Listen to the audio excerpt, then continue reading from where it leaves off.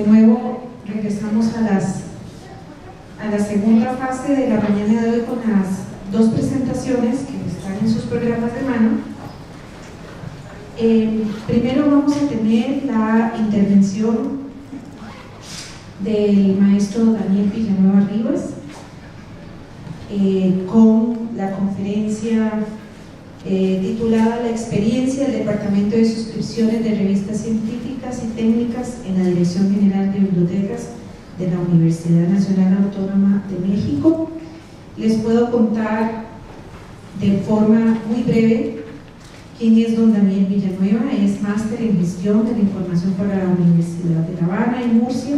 Ayer tuvimos también la posibilidad de conocer algunos de sus rasgos profesionales, y quizá una de las cosas más importantes es que don Daniel es el jefe del Departamento de Suscripciones de la Dirección General de Bibliotecas de la UNAM, desempeñándose como el representante de la adquisición de todas las revistas del sistema bibliotecario de la UNAM. Ustedes pueden conocer la DGB, como son las siglas que ellos utilizan, la Dirección General de Bibliotecas. Don Daniel también ha participado en diversos eventos con el tema de las suscripciones de revistas o adquisiciones, pero también hay temas de interés para don Daniel, como es todo lo que tiene que ver con la preservación digital. Por eso es que en algún momento ha participado en la iniciativa CLOCS, Control for Loss of Copy Keep the Software Safe, y además tuvimos la oportunidad de conocer a don Daniel en el evento que realizó la Vicerrectoría de Investigación sobre Birradial, y a partir de entonces, del año 2013, hemos establecido un intercambio académico directamente con el maestro Villanueva. Seguidamente de la presentación que nos va a hacer el maestro Villanueva, vamos a tener el gusto también de escuchar una participación del doctor Javier Tarango Ortiz con la presentación con la conferencia que se titula La divulgación y comunicación de la ciencia mediante la comunicación científica, pero aquí don Javier nos va a puntualizar el caso de la Universidad Autónoma de Chihuahua, y además también nos va a hacer un panorama general de lo que está pasando en México. Decirles entonces también, ayer tuvimos la oportunidad de conocer también un poco la vida académica de don Javier, decirles que don Javier es doctor en bibliotecología, pero además don Javier tiene un doctorado en educación y una maestría en desarrollo organizacional y una licenciatura en pedagogía. Actualmente don Javier es profesor e investigador a tiempo completo, académico titular C de la Universidad Autónoma de Chihuahua, es jefe de investigación educativa del Colegio de Bachilleres del Estado de Chihuahua, México, director de Records Management de México, organización dedicada al ofrecimiento de consultorías en el tema de desarrollo organizacional e información, profesor de cátedra de la Universidad Virtual de la Universidad de Guadalajara en la licenciatura en Bibliotecología y Gestión del Conocimiento. Las áreas de interés del doctor Tarango son bibliotecología, educación, información, desarrollo organizacional, desarrollo humano y capital intelectual.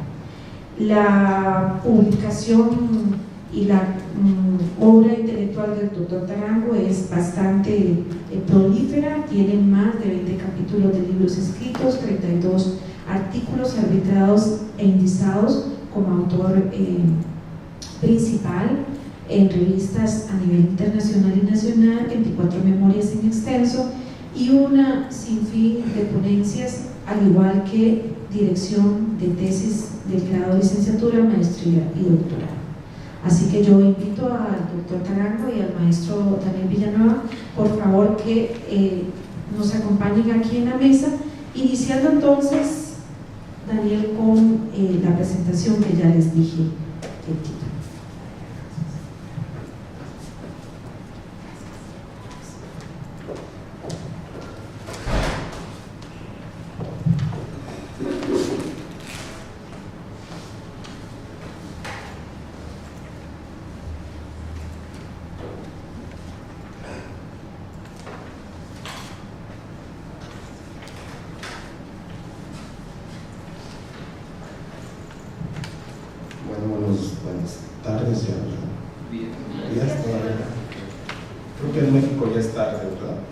hay una ola de despacio.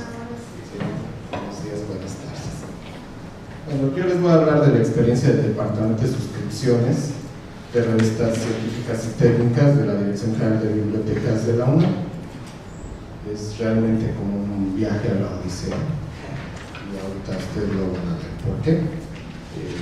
Todo el mundo, el usuario final normalmente lo conocemos como bibliotecólogos, pues que solamente va y checa en los catálogos o en la estantería sus revistas, y bueno, pero todo lo que hay detrás de esto para que lleguen las revistas a los anaqueles, para que tengan los accesos, bueno, pues es todo una odisea. En principio me gustaría poner un poco en contexto lo que es la universidad, para que nos demos cuenta pues más o menos de lo que estamos hablando respecto al número de usuarios, respecto al universo que necesitamos cubrir de información para nuestros usuarios. Es la universidad más grande de México, con presencia en prácticamente todos los continentes. Ahí ustedes pueden ver, por ejemplo, la sede de Costa Rica, que está aquí en la UCR, es la única que hay en Latinoamérica, muy importante, y bueno, hay muchísimo trabajo que se está realizando afortunadamente, pero hay en China, y Europa, Estados Unidos, Canadá, España, Reino Unido, etc.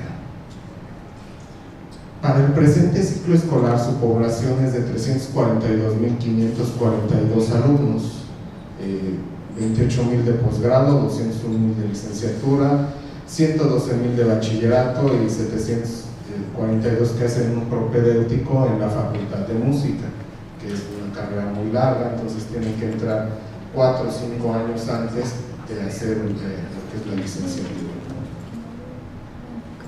De su oferta educativa, bueno, pues el 92% está acreditada ante órganos certificadores.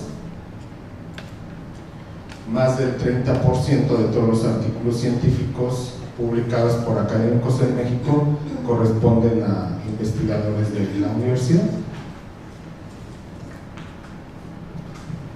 Para el caso de las revistas técnicas y científicas, son adquiridas de forma centralizada a través del Departamento de Suscripciones, que depende de la Subdirección de Servicios de Información Especializada.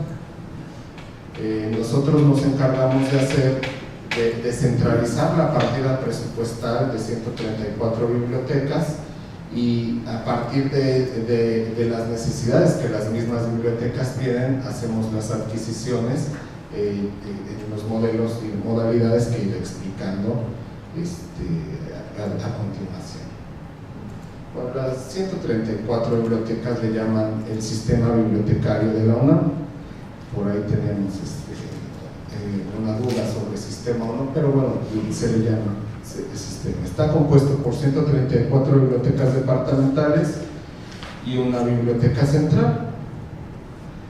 Pero en esencia, ¿qué es lo que adquirimos en el Departamento de Suscripciones? Bueno, adquirimos bases de datos como ProQuest, como Clinical Key de Elsevier, como el AI Village para los ingenieros, y bueno, pues muchísimas más bases de datos en formato electrónico. También adquirimos revista electrónica de Elsevier, Wiley, Springer, IOP, también adquirimos Science y demás, y revistas impresas como El Proceso, Nexos, y alguna otra que es del área de astronomía. Con editor se adquieren revistas electrónicas, impresas latinoamericanas y las revistas electrónicas. ¿A qué me refiero con esto? Hay como 3 modalidades de adquisición de revistas para la UNAM. Una son las electrónicas, revista electrónica y bases de datos, que se adquieren de manera directa con el editor.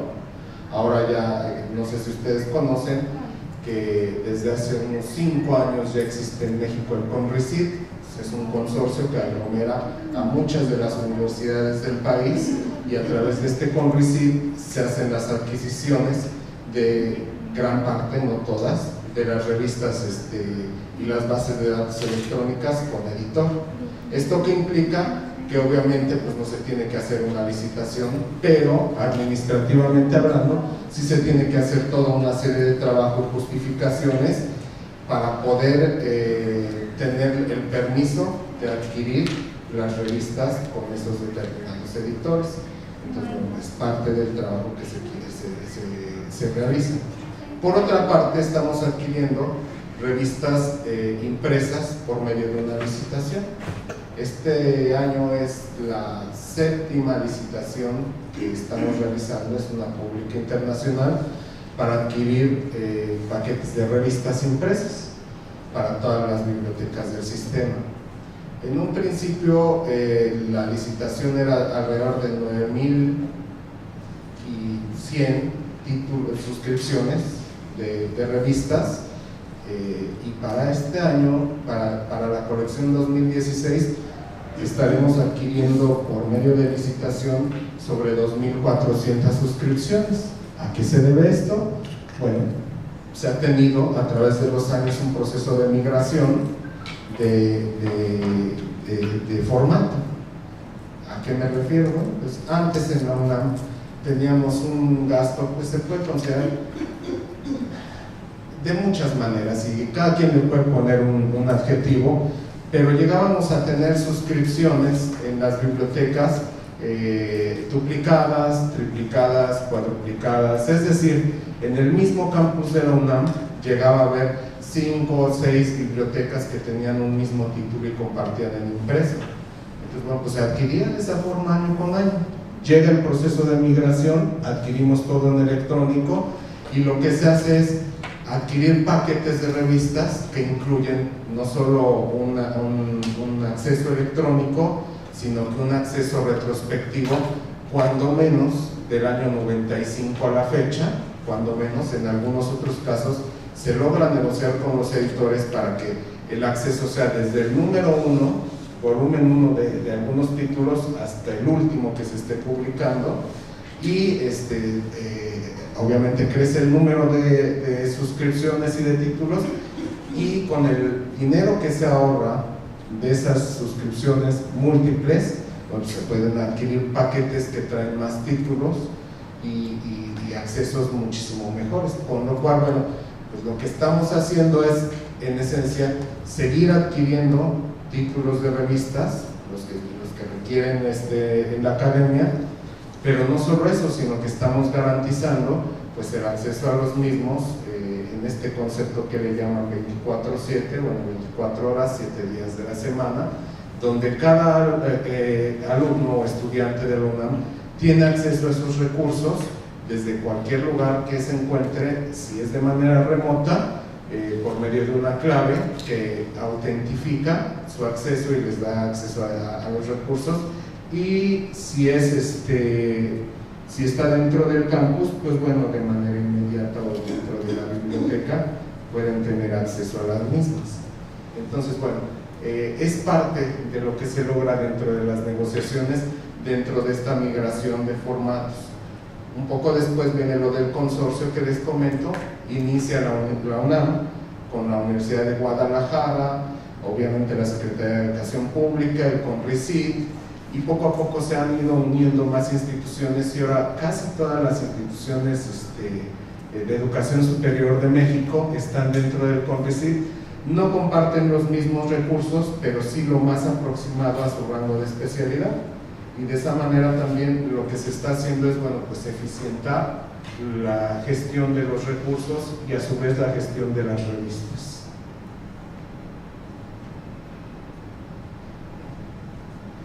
Como les decía, las revistas impresas de Estados Unidos, Canadá, Europa, se adquieren por licitación. Hay un grupo pequeño que este año fueron de 820 y tantas suscripciones que se adquieren de manera directa por parte de nosotros en el departamento de suscripciones con los editores, y esas corresponden a suscripciones de universidades, como de aquí la UCR, les adquirimos algunas suscripciones, de universidades pequeñas y centros de investigación que se encuentran a lo largo de lo que es esencialmente Latinoamérica. Entonces con ellos adquirimos de manera directa algunos títulos de revistas. Pero ¿cómo hacemos la gestión de todo este universo de suscripciones y todo este número de títulos?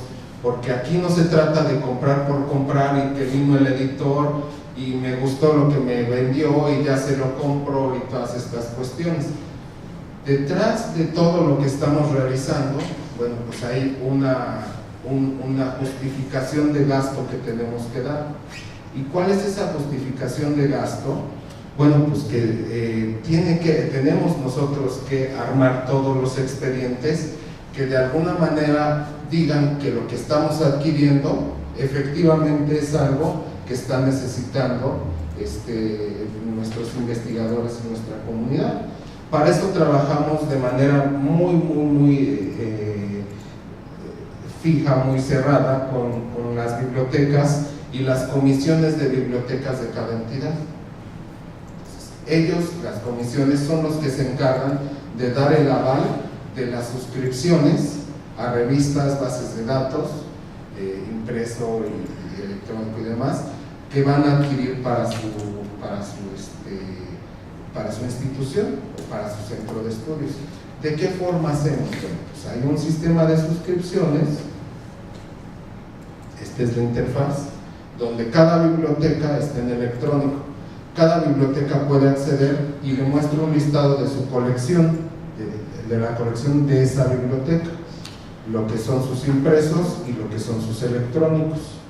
Cuando viene el periodo de renovación, sí se ve, bueno, en la segunda parte dice módulo de renovación, que se da normalmente por los meses de mayo, junio de cada año, para la renovación del siguiente año.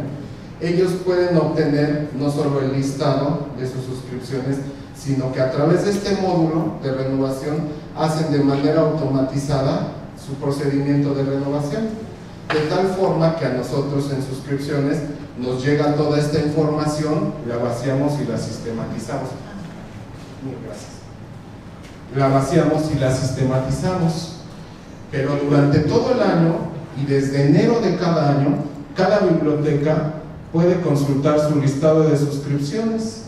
Si ustedes alcanzan a ver, arriba dice listado de suscripciones 2015, que es el vigente, y abajo dice módulo de renovación 2016, que son 2 etapas diferentes dentro de la gestión de las revistas dentro de la UNAM. Entonces, bueno, pues en enero ya sabe cada biblioteca con quién se visitó, cuál es su colección que está autorizada y demás cuestiones.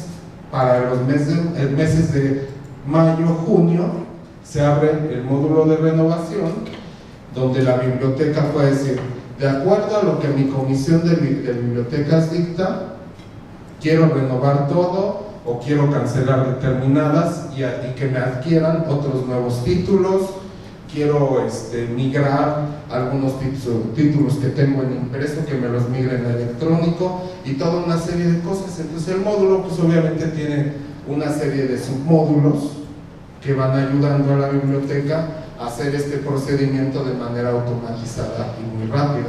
Al final de cuentas, ¿qué es lo que me llega a mí, departamento de suscripciones, para poder hacer la gestión de todas estas revistas? Un oficio de respuesta donde dicen, necesitamos que nos suscriban una copia del acta de la Comisión de Bibliotecas que sustente lo que solicitaron en el módulo de renovación y listo. Nosotros nos encargamos de armar todo el procedimiento por dentro de lo que va a visitar, lo que se adquiere, lo que es revista electrónica o lo que se puede migrar electrónico, base de datos y gestionar los permisos ante las autoridades para poder realizar, bueno, pues el procedimiento normal. Entonces, a muy grandes rasgos, esto es todo lo que está detrás de una revista o un acceso electrónico que tienen nuestros usuarios en la UNAM.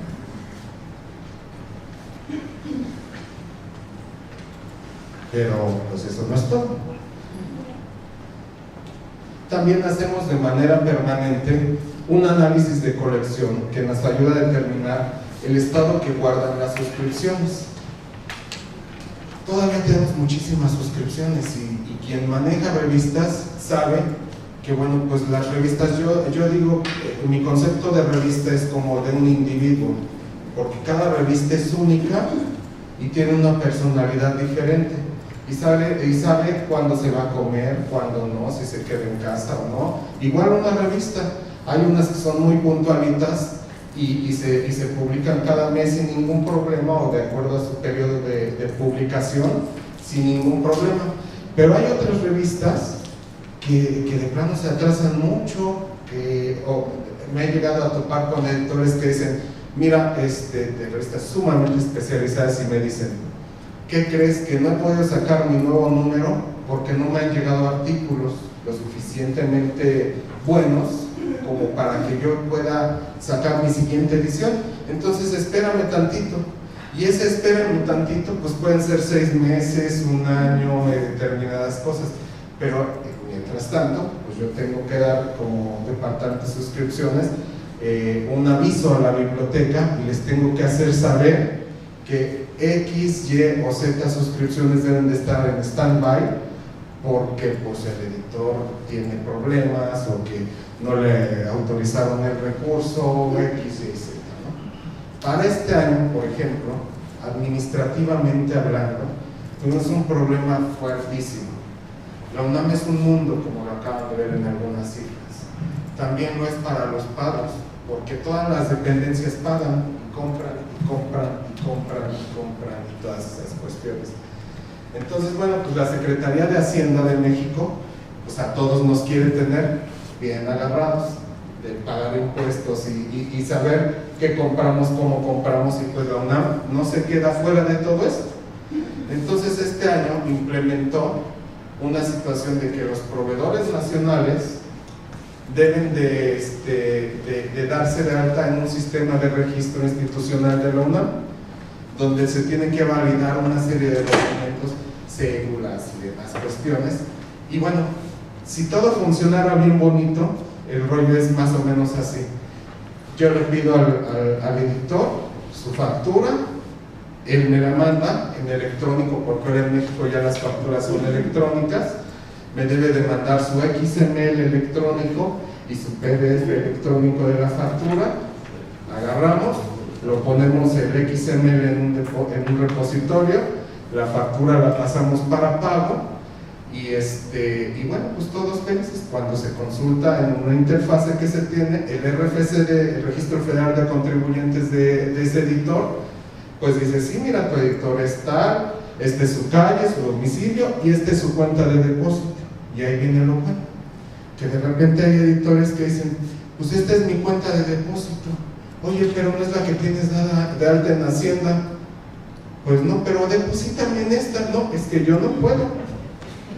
Y bueno, pues empezamos a tener problemas. O tenemos una con la UAM, con las UAM, que son la Universidad Autónoma Metropolitana, también tenemos una serie de revistas que adquirimos. ¿Y qué sucede con la UAM? Cada UAM es un campus aparte, tiene su rector y son guetos ahí cada quien. Pero para Hacienda es una sola UAM. Entonces los que están en Xochimilco me dicen, bueno, yo sin problemas, pues tú te mando la factura y yo veo cómo recupero ese dinero. Pero los de Azcapotzalco me dicen, no, ¿qué crees que no? Es que a mí no me dan ese dinero. Me dicen en el área central que el dinero que cae allá, pues ya no me lo regresan. Entonces, bueno, son muchas cosas las que se van viendo dentro de lo que son las suscripciones y que se tienen que decidir el día a día. Con el mismo CONACYT teníamos este año 29 suscripciones a su revista de Ciencia y Desarrollo. Pues pueden creerme que el CONACYT no podía ponerse de acuerdo en estas cuestiones de a qué cuenta le debe de caer esto y al correo electrónico que habían dado a alguien de alta dentro del sistema de Hacienda para que les llegaran las notificaciones. Al final de cuentas, bueno, pues nuestras 29 suscripciones al CONACYT van a pasar a ser de donación y no pudieron ser adquiridas. Entonces, todas estas cuestiones que se van dando a través de las suscripciones. Y bueno, nosotros hacemos permanentemente análisis, checamos nuestra colección y vamos dando aviso a través del mismo sistema de suscripciones a las bibliotecas. Se genera un PDF, tenemos una interfase de administradores donde generamos un PDF, damos el número de la orden, nos recupera datos de la revista y de la biblioteca y manda un PDF de aviso diciendo, bueno, pues esta ya no se publica, se migra electrónico, lo que fuera el caso, ¿no? Por medio de estos análisis detectamos las suscripciones que han dejado de publicarse, las que han migrado de manera natural de impreso electrónico, las que se han convertido a Open Access, por ejemplo las de Cielo, que son las que de Cielo México que se están trabajando.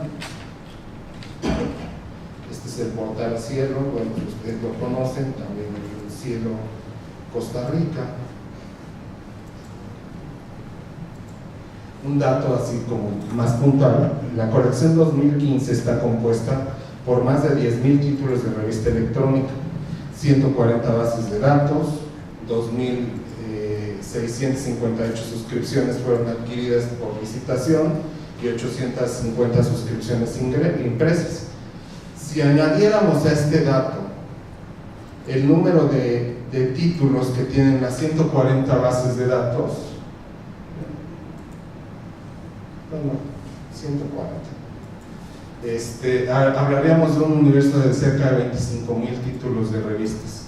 ¿Qué es la cuestión con las bases de datos? Y como ustedes saben, pues bueno, algunas presentan los embargos y todas estas cuestiones, entonces bueno, pues ahí hay unas situaciones que se deben de trabajar, pero como material de información, pues obviamente son muy indispensables. Durante este periodo, es decir, en lo que vamos de 2015, hemos cancelado más de 200 suscripciones por formar parte de Cielo México, o bien que han dejado de publicarse, se migraron o lo que sea. Pero todo esto pues obviamente debe de ir avalado de políticas, porque en las instituciones no se trabaja, o bueno, no se debiera trabajar por ocurrencias, o casi nunca se trabaja por ocurrencias, ¿verdad? Pero bueno, cuando se migra una suscripción a solo electrónico, se debe de garantizar la preservación del recurso. No se adquieren suscripciones en modalidad impreso más electrónico, y no se adquieren títulos electrónicos duplicados. ¿Qué sucede cuando licitamos? Que dentro de la licitación que se realiza y dentro de las cuestiones que se les ponen a los concursantes para darles puntos dentro de la misma licitación, uno de ellos es el número de accesos electrónicos sin costo respecto a los títulos impresos que se adquieren, de tal forma que lo que ganamos es que ellos se tienen que poner las pilas, los concursantes de la licitación, para tratar de buscar la mayor cantidad de accesos electrónicos a las suscripciones impresas que se adquieren por medio de licitación, y eso nos ha ayudado mucho, digamos, a hacer más amplia la gama dentro de las suscripciones y dentro del formato que se adquiere. Pero per se, la UNAM, ya me falta no adquirimos demasiado, no adquirimos un impreso más electrónico, únicamente si nos lo dan como parte de sin costo, ¿vale? También, como mencionaba, bueno, estamos dentro del proyecto CLOCKS, Controlled Load of Copies, Keeping Stock and Safe. No sé si ustedes han visto algo así. ¿Y qué es CLOCKS? Bueno, pues CLOCKS junto con Pórtico, por ejemplo, son dos organismos. CLOCKS es más académico y bibliotecario, que se encargan de preservar los recursos de formato electrónico.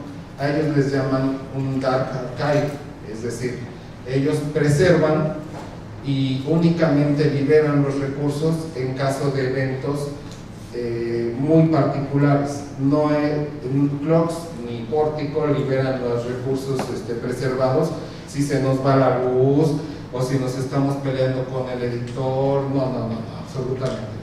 Si los títulos quedan huérfanos, si el editor le abandona una revista que está ahí preservada y demás, entra Clocks, la abre y la hace open access para todos. Bueno, dentro de otras cosas. Pues, todo lo que nosotros hemos migrado debe de estar preservado. Si no, no migramos. Por eso es que todavía continuamos con algunas revistas en formato impreso. A la fecha, cerca del 85% de la colección migrada a suelo electrónico se encuentra preservada en Clocks.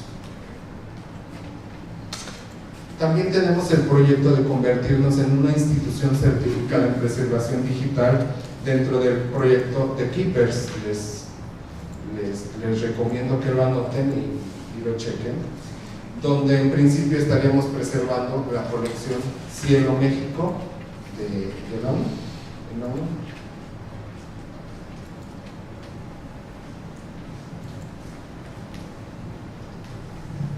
Además, como parte de la administración y gestión de los recursos adquiridos, con el uso del Big Data y Analytics, utilizando el software Tableau, estamos realizando análisis de costo-colección para las revistas impresas, donde el objetivo es conocer el costo promedio por suscripción, por fascículo de tendencia y grupo de bibliotecas. Es decir, las áreas de investigación, ciencias humanidades, extensión y demás. ¿A qué me refiero con esto? ¿Y cuál fue el objetivo de esto que realizamos? Bueno, pues el objetivo es la partida que se utiliza para la adquisición de revistas técnicas y científicas es de las más importantes en la universidad. Y todos podíamos decir, sí, me gasté 100 pesos, 1000 pesos, lo que sea, cada año en esto y esto, sí. Pero lo que nos empezamos a preguntar fue, sí, ¿y cuánto cuesta realmente por unidad académica en principio? Cada suscripción. Hablamos de las suscripciones impresas únicamente, no de las electrónicas, pero hablamos de que adquirimos por suscripción, por licitación y directo con editor, entonces obviamente no son los mismos costos que dan en la tienda, ni mucho menos. Entonces, bueno, tampoco las mismas suscripciones, y la mayoría de ellas son internacionales y demás. Entonces la idea era empezar a saber cuál era como el costo promedio de las revistas que se adquirían. El primer ejercicio que realizamos fue a ver cuánto cuesta en promedio las suscripciones, y bueno, pues eso fue muy sencillo, cuánto gastamos, cuántas compras, y pues ya. Y después a ver cuánto sale cada fascículo. Bueno, ahí ya empezó a costar trabajo y dices, a ver, cuánto gastas, cuántas suscribes, cuántos fascículos te llegan o te deben de llegar y cuánto te costó. Y después dijimos, es que eso está muy alto. ¿Por qué? Porque nosotros adquirimos para bachillerato, para licenciatura, para posgrado. Y de ahí también adquirimos para sociales, investigación en sociales y humanidades y investigación de la científica. Entonces pues ya era como que más complejo. La idea de todo esto era generar en principio algo que nos dijera, ay caray, pues ¿cómo está eso? Y ustedes ven algo como esto y dices, pues ¿por qué hay grandotes y hay chiquitos? Y yo les digo que estos chiquitos es el costo de colección de los bachilleratos. Pues son revistas de divulgación, son nacionales y todas esas cuestiones. Entonces, bueno, pero esta grandota, por ejemplo, pues son las de investigación científica, y algunas otras medianitas pueden ser las de humanidades o algunas licenciaturas. Entonces, a través del uso del Big Data, en principio, y después del Analytics, empezamos a hacer este tipo de análisis y de representación gráfica de las cosas, ¿sí? Costo, colección, fascículo, y empezamos a hacer todos los numeritos, ¿sí? Pero ¿qué implicó? Esto ya es la parte final, así como que pues lo bonito. ¿Qué implicó? Nada más échenle. O sea, no solo qué es lo que adquirimos, sino además que lo adquirimos en casi todas las monedas del mundo, ¿no? Adquirimos en dólares, euros, libras, coronas, pesos mexicanos, El análisis de esto, en un principio cuando me entregaron los archivos que iba a empezar a trabajar, era 1 millón de registros. Eso fue el universo del principio.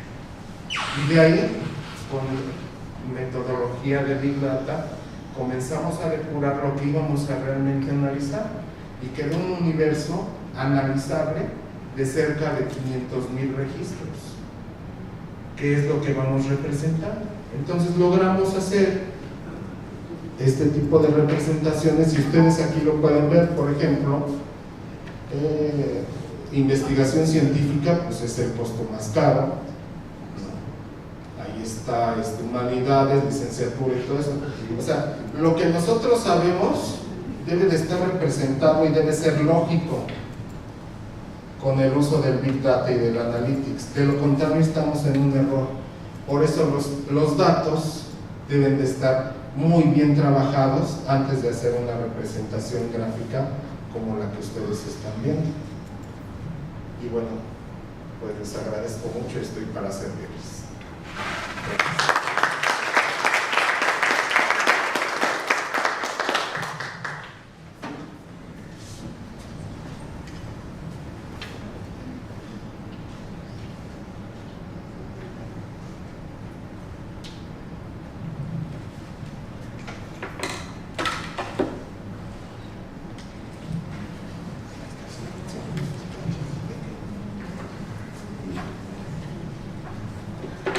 Buenos días. Luego de tan interesante presentación, me toca a mí hacer lo mismo, ojalá con el mismo énfasis y dinamismo que lo hizo el compañero anterior. Le cambié un poquito el título a la ponencia porque luego, platicando con Magda, le pedía que se diera un enfoque más institucional o más mexicano sobre la temática que se quería tratar. Lo que les voy a presentar son los resultados de una investigación que nosotros desarrollamos sobre la evaluación de la producción científica en universidades públicas estatales mexicanas usando el análisis de componentes principales. Aquí en el título aparecen muchos elementos que ya se irán entendiendo posteriormente en lo que se vaya haciendo la presentación. En primer lugar, ¿por qué el estudio se centró solo en universidades públicas estatales? ¿O cuál es la clasificación de las universidades que hay en México? Y las razones por las que este grupo de universidades resultó más interesante para aplicar un procedimiento. Y segundo, el análisis de componentes principales, que es muy frecuente que nosotros en el área de la bibliotecología y las ciencias de la información puede ser que nos resulte un método un poco ajeno, y tenemos razón en el sentido de que es una metodología proveniente de la sociología y de la economía que se hizo un esfuerzo por migrarlo para ofrecer un resultado concreto sobre la medición de lo que aquí se presenta. Entonces, un poquito como antecedente, les debo decir que en México, en particular, en los últimos años, no sé cuántos, ¿verdad? A lo mejor 10, a lo mejor 5, pero en la época que a mí me ha tocado vivir, digamos como investigador, las instituciones de educación superior están en una lucha constante por divulgar, más bien por comunicar científicamente sus hallazgos, porque de eso se derivan una serie de indicadores que determinan qué tan competitiva es esa institución. Y además, la relevancia que toma desde el punto de vista administrativo es que los niveles de producción científica de cada institución determinan el acceso a recursos financieros que el gobierno federal ofrece a las universidades. Antes, muchos de esos recursos eran ofrecidos tomando como referencia la población estudiantil o el número de profesores que tenía cada institución, y ahora no. La repartición de la bolsa de ciertos recursos está definida a través de condiciones de indicadores, y uno de ellos es la cuestión de la producción científica. Entonces, ahora las universidades, sobre todo en estados como el de Chihuahua, que es uno de los pocos estados que tiene dos universidades públicas estatales, que es la Universidad Autónoma de Chihuahua y la Universidad Autónoma de Ciudad Juárez, cuando por cierta lógica la universidad estatal pues es única en un estado. Solo creo que dos estados en México son los que tienen dos universidades públicas estatales por estado. Entonces empieza a haber esa comparación del acceso a los recursos financieros de una universidad sobre la otra, pero está determinado, repito, por cuestiones de indicadores, entre otros, uno de los demás pesos son los relacionados con la producción científica. Pero en México tenemos un poco una indefinición de qué es lo que se va a entender por producción científica, porque muchos de los renglones de los que nos imaginamos que corresponden a la producción científica están dentro de ese catálogo que definen este concepto, pero no todos tienen el mismo peso. Definitivamente el artículo científico es el que mayor peso tiene por encima de cualquier otro tipo de producto. Y todavía dentro del artículo científico, pues hay clases sociales, ¿verdad? Entonces, ahorita les explico la diferenciación que se hace y cómo, pues obviamente que la dificultad que se experimenta para publicar en revistas de mayor prestigio, pues tiene más valor en puntaje para definir que alguien, una persona o una entidad es más competitiva comparada con la otra. Bueno, y luego también es importante determinar dos puntos aquí. La capacidad de producción científica individual. Bueno, una cosa es la capacidad de producción científica individual, lo que yo produzco como sujeto. Pero la medición individual, bueno, pues a mí me sirve y obtengo una serie de beneficios, pero otra cosa que se mide es la producción institucional, que son dos visiones, por así decirlo. Entonces, no sé si aquí se utiliza ese refrán que dice, una golondrina no hace verano, ¿sí? Entonces, yo puedo ser el más productivo de los docentes o investigadores de mi institución, pero si el resto no produce, de poco sirve. Yo puedo obtener beneficios, pero no mi institución obtiene los mismos beneficios que desearía, porque no hay un promedio de producción. Vaya, sí hay producción, pero hay una desviación estándar enorme. Ese es el problema que se experimenta en muchas universidades.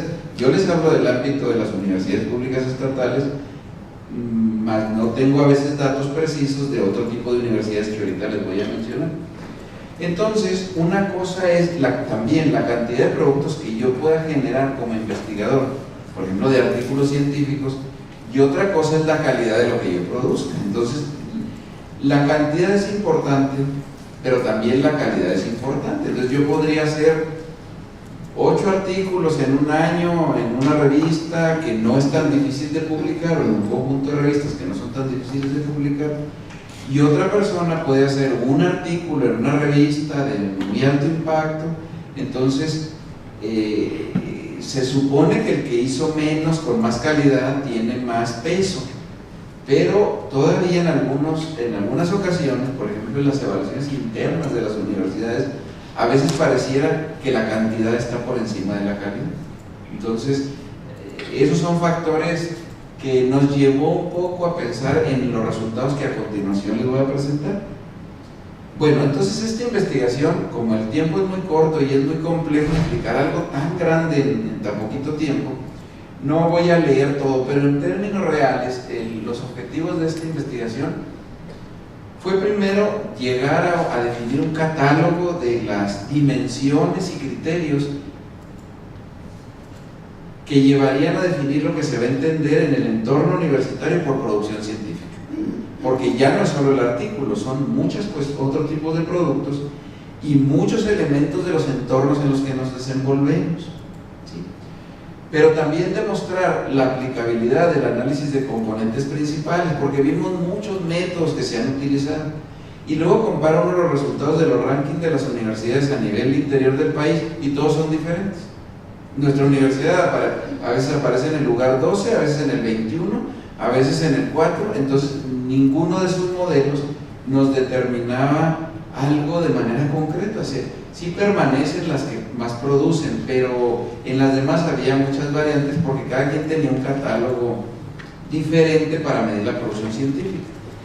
Y luego nosotros incorporamos en ese estudio un concepto que le llamamos índice de potencialidad relativa, que ahorita se entiende un poco más porque lo que nosotros tratamos de demostrar en este estudio es cómo llegar a un modelo sistemático de evaluación de la competitividad de las universidades en su producción científica y cómo seguirlo en los años venideros, pero también considerar que el resultado que se obtuviera era un índice de competitividad de las instituciones de un determinado grupo, pero le llamamos de potencialidad relativa porque se podía comparar a los más bajos con los más altos o los mejores de ese grupo, pero no era garantía de que los mejores de ese grupo fueran competitivos con el resto de los grupos de tipos de universidades y menos con otros países.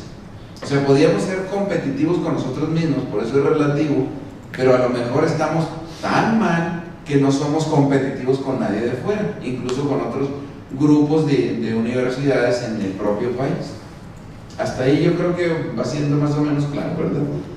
Bueno, entonces miren, nosotros lo que más aproximado y completo encontramos que se entendía por producción científica fue un modelo que generó presente la UNAM, y aquí los compañeros, bueno, pues es todo un ramillete de flores para ir. La UNAM es una universidad que determina muchos parámetros del funcionamiento de México y de Latinoamérica y de muchas partes, pero sobre todo de México.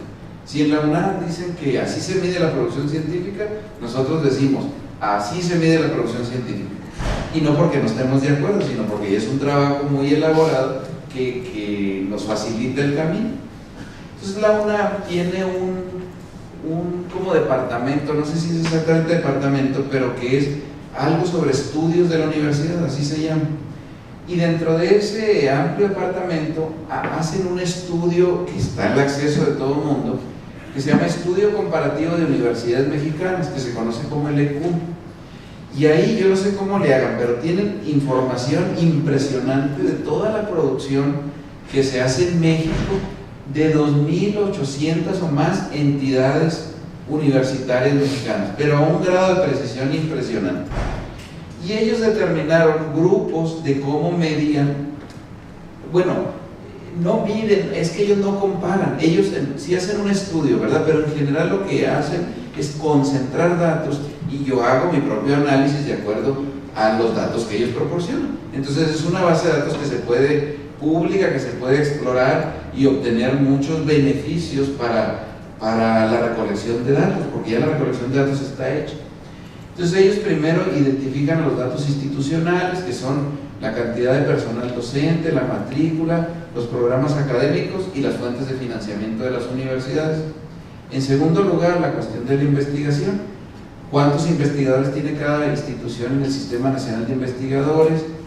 Los cuerpos académicos. En México ahora el trabajo colegiado es a través de cuerpos académicos, de afinidad de profesores que nos unimos para hacer trabajo colectivo, y se supone que dos son más que uno y va a haber más producción científica.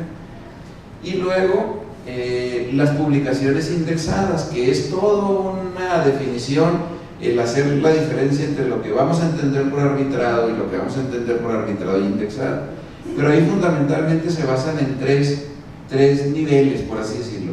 Todo lo que aparece en el ISI, que se publicó en México, lo que se publicó en Scopus y lo que se publicó en Clase y Periódica, que son bases de datos de la propia UNAM. Luego se meten a un factor de evaluación que a muchos, los humanistas, las ciencias sociales, pero ¿por qué se mide también eso en toda la bola de cosas que se va a medir si nosotros no nos dedicamos a eso? Que son las patentes de invención, que pues están más relacionadas con las ciencias duras. Luego, la cuestión de las revistas del sector de investigación, que se refiere a la capacidad que tiene una institución, una universidad, de generar sus propios escenarios para que sus investigadores publiquen dentro de lo que ellos generaron. Que en ese sentido, aquí en Costa Rica, bueno, la Universidad de Costa Rica, que es más mucho más chica que la Universidad Autónoma de Chihuahua, tienen 40 o 50 revistas que publican, y nosotros tenemos la capacidad de publicar solo 7 revistas que se encuentran en un nivel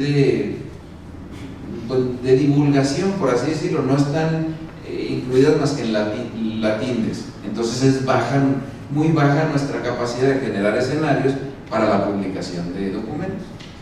Y luego finalmente la cuestión de la docencia, que es todo lo relacionado con la certificación de los profesores en cuanto a si están certificados o si están certificados los programas en los que nosotros impartimos clases. Entonces este catálogo, bueno, nos da un espectro muy importante de la concepción de la producción científica en México. Tomando como referencia ese catálogo, y para poder aplicar lo que nosotros, la metodología que nosotros demandábamos, se hizo una reordenación de los rubros que componen el catálogo del ECUM para propósitos nuestros. Y dado que el análisis de componentes principales, que fue la metodología que utilizamos, proviene principalmente de la economía, un economista, doctor en economía, nos dijo: lo que a ustedes les conviene es dividir todos los rubros de los datos que tienen en 2 dimensiones. La primera, bueno, como dimensiones, que son los grupos grandes. Él nos dijo: no pueden pasarse de 4 dimensiones, pero era tanta la información y tan importante que la pusimos en 1, 2, 3, 4, 5, 6, 7 dimensiones. Y la recomendación fue que le diéramos un nombre genérico, y dentro de ese nombre genérico de la dimensión se incluyeran los criterios que se iban a evaluar, por leer nada más uno. Procesos de generación de conocimiento incluían publicación de artículos indizados, publicación de artículos arbitrados y publicación de artículos de divulgación. Entonces, esto se llamó dimensiones y aquello se llamó criterios. Luego, entonces, en general, ¿qué metodología se siguió para determinar este proceso de evaluación de la competitividad de las universidades? Primero, la aplicación del modelo de análisis de componentes principales, que es, como uno viene de las humanidades y las ciencias sociales, es bien complejo querer explicar esto, pero en términos así, ahora sí, de divulgación científica, el análisis de componentes principales dice: tú al sistema mete todas las variables que tienes y yo te voy a decir cuáles variables son las que verdaderamente son componentes principales. ¿Por qué? Porque mantuvieron una variable, hacia arriba o hacia abajo. Pero todo lo que empezó y se mantuvo igual no es una variable que te interese. Esa el mismo sistema te lo va a desechar. Porque de nada te sirve ver que algo se mantiene, no te agrega valor. Te agrega más valor saber que algo estaba arriba y se fue para abajo, o algo estaba abajo y se fue para arriba. Entonces, aquí la metodología del análisis de componentes principales consistió en eso. Hay no sé cuántos criterios de medición de la producción científica en México. Si vacío los datos, el sistema me va a decir cuántos de esos son componentes principales. Ahorita les digo cuántos realmente se identificaron. La segunda parte de la metodología fue la incorporación, como les decía ahorita, del concepto de índice de potencialidad relativa. Identificar en dónde se encuentra cada universidad que compone el grupo y cuánto le falta para llegar a parecerse al mejor de ese grupo. Primero, cuánto le falta para llegar a la media de ese grupo, y luego cuánto le falta para llegar al ideal de ese grupo. A eso le llamamos índice de potencialidad relativa. Luego, bueno, entonces, más o menos con eso funcionó un poco la metodología. Luego, se hizo el análisis de resultados. ¿Cómo? Incorporando los datos de acuerdo a la matriz de dimensiones y criterios en un sistema que se llama Stata, usando el análisis de componentes principales. Pero previo a eso, dijimos, bueno, pero si los datos ahí los tenemos ya gracias a la UNAM, ¿cómo le vamos a hacer para demostrar que el modelo funciona? Porque el modelo va a funcionar en razón de que haya datos suficientes, pero no datos suficientes de lo que registraba el ECUM, porque el ECUM, si registraba 0, pues es un dato, aunque no haya habido ninguna producción sustancial en una determinada universidad. Pues como en México somos complejos en todo, México está compuesto por 9, según el ECUM, una clasificación por 9 tipos de universidades. que ahí empezaba el conflicto del análisis. Entonces, de un universo tan grande tuve que agarrar un pedacito para poder demostrar que el análisis de componentes principales me identificaba los niveles de competitividad de una universidad contra otra. Entonces se hizo un análisis de todo esto y ahí determinan que hay de las 2.800 instituciones de educación superior que tenemos en México, se dividen en 9 tipos, y esos 9 tipos varían en cantidad de instituciones y en cantidad de población estudiantil y de investigadores. Son las públicas federales, en donde está principalmente la UNAM, el Politécnico Nacional, el Colegio de México. El Colegio de México, bueno, pues es muy especializado, muy chiquito, pero es muy importante en producción científica. Entonces ahí entran, estos son los monstruos, digamos, de universidades. Los segundos son las públicas estatales, en donde está la Universidad Autónoma de Chihuahua. México tiene 32 estados, son 33 universidades públicas estatales las que se tienen, y en cuestiones de producción científica está primero las públicas federales, como lo dijo nuestro colega de la UNAM, el número de profesores, el 30% de los artículos científicos que se producen en México salen de la UNAM. Creo que el 75% de las investigaciones e innovaciones que se suceden en México suceden en la UNAM, etcétera, etcétera. Pero después de esa están las universidades estatales, que somos nosotros. Que las universidades estatales en México todas son hijas de la UNAM. El modelo académico de las universidades públicas estatales salió de la UNAM. Acuérdense que nosotros, igual que Costa Rica, no conozco la historia de Costa Rica, somos producto de una conquista. Se trae el modelo de la Universidad de Salamanca, se pone en la Pontificia Universidad de México hasta convertirse en la UNAM, y de ahí se derivan los modelos de las universidades públicas estatales.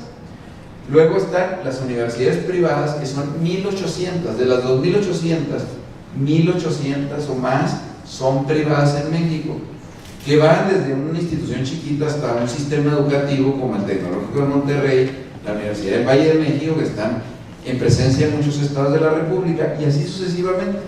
Entonces las universidades públicas federales son las mamás de muchos otros modelos. Por ejemplo, en las públicas federales está el Politécnico Nacional, que es la mamá de los institutos tecnológicos estatales y de los institutos tecnológicos federales. ¿Sí? Bueno, entonces se hizo un análisis de cómo estaba el comportamiento de la producción científica por tipo de universidad, que desde ahí podría ser una tesis solo eso. Prácticamente la totalidad de la producción científica en México está en manos de estos dos rubros, y dentro de estos dos rubros está en manos de este primer rubro. Pero como nosotros somos universidad pública estatal y había disposición de datos significativos para hacer una aplicación de un modelo, bueno, pues consideramos que era más viable de inicio hacer un estudio sobre las públicas estatales, que bien se puede hacer de las públicas federales con toda facilidad a partir de probado el modelo, y también se pueden hacer comparaciones entre unas y otras. Pero de aquí para abajo la producción es casi nula. Hay universidades como las universidades interculturales, como las universidades tecnológicas, que por ahí vienen también, que su producción es nula, o sea, su fuerte es la docencia quizá, pero en cuestiones de producción científica no tienen producción científica. Entonces, ¿qué es lo que pasa? Que la distribución de los recursos, pues es natural que por el nuevo modelo se centre en quien más produce. Por una parte, los que trabajamos en las universidades dicen, bueno, pues qué bueno que hay un reconocimiento para disponer de esos recursos. Bueno, entonces cuando se aplica el análisis de componentes principales, los únicos criterios que se determinó que las universidades públicas estatales mostraban varianza son estos: publicación de artículos indizados, habilitación de académicos hacia la calidad educativa, toda la parte de la certificación de docentes y grados académicos de los docentes en las universidades, los niveles de colaboración regional e institucional, o sea, que yo produzca con la Universidad de Costa Rica, con otra parte, y no me centre solo a mi propia institución, el número de patentes aprobadas, porque se dividen en registradas o como que se presentan a evaluación y las aprobadas, la capacidad de trabajo colegiado, que son los cuerpos académicos en consolidación, o sea, que tienen un avance de crecimiento, las revistas científicas en el catálogo de CONACYT, o sea, la capacidad que tiene la propia universidad para crear revistas que la reconozca el CONACYT como revistas de calidad, y el crecimiento en la matrícula. Esos fueron los 2, 4, 6, 7 componentes principales que identificó el propio sistema. Y aquí le puse la dimensión a la que pertenece, y en realidad hay un criterio por cada dimensión. Bueno, a partir de la incorporación de los datos al sistema, al análisis de componentes principales, se hizo un análisis por año, porque el análisis lo hicimos de 5 años, que era la disposición de datos más completas. Vale, me faltan 5 minutos, me voy a quedar a medias. No, me apuro rápido, me apuro. Entonces, miren, estos son los componentes principales que identificamos. Y aquí les puse de cada año, por ejemplo, este es de un año, de otro año, de otro año, de otro año, para poder hacer comparaciones en el comportamiento de cada año. De antemano les digo que todas las universidades que salieron en los 5 años arriba, siempre salieron en lo alto, y las que salieron abajo, siempre salieron abajo. Ese es el primer resultado del análisis específico por año. Pero entre más años se meten de datos, los resultados son más interesantes. ¿Por qué? Porque a lo mejor, aunque no se ven aquí las letras, si la Universidad de Guadalajara aquí aparece en segundo lugar, acá aparece en primero, acá aparece en primero, acá aparece en segundo, entonces cuando se analiza por año, el comportamiento es X.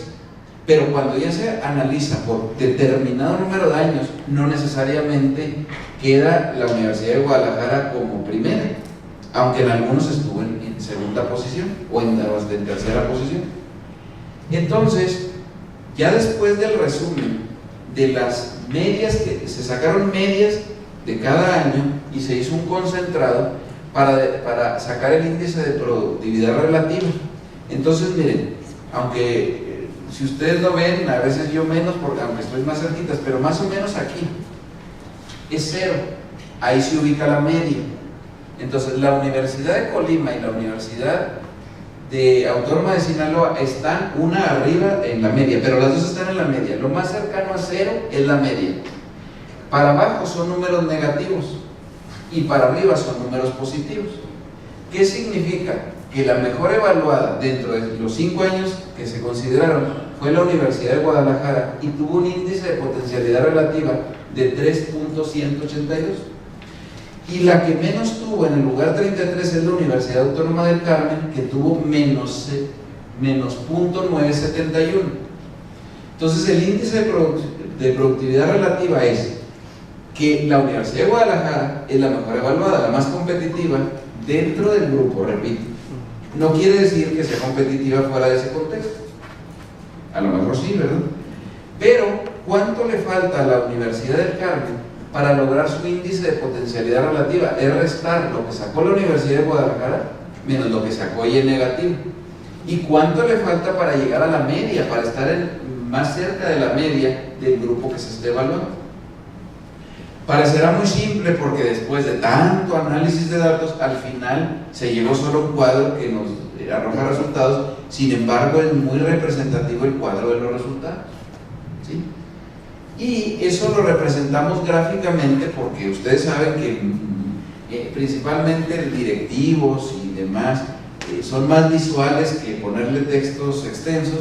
Se hizo una gráfica, aquí está la media.